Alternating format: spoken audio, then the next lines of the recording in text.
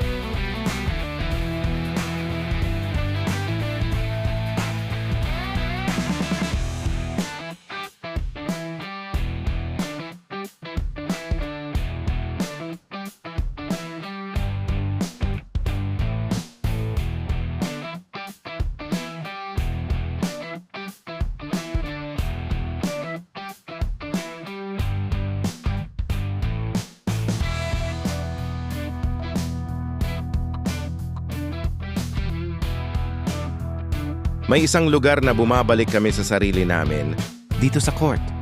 Hindi kami perpekto. May mali sa serve, may sablay sa receive. May sandaling gusto mo nang sumuko.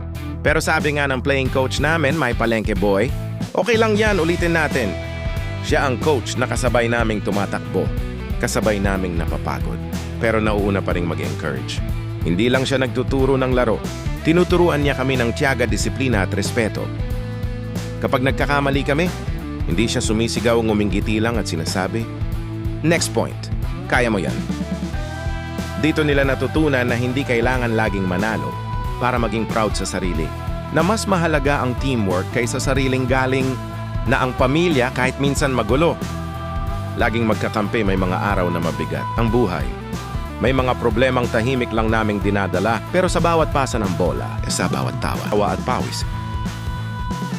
At pawis unti-unting gumagaan, andyan ang palengke boy, sa gitna ng coach sa court. Haligi SA Pamilya kasama SA bawat laban ng buhay. Hindi man kami ang pinakamagaling. Pero buo kami, hindi man perpekto ang galaw. Pero totoo, ang saya ito. Ang kwento namin isang pamilyang sabay natutong lumaban. Sabay matalo at sabay bumangon, complete crew. Complete crew, my palengke boy, our Kurdaps. At SA bawat laro mas pinipili naming maging pamilya araw-araw,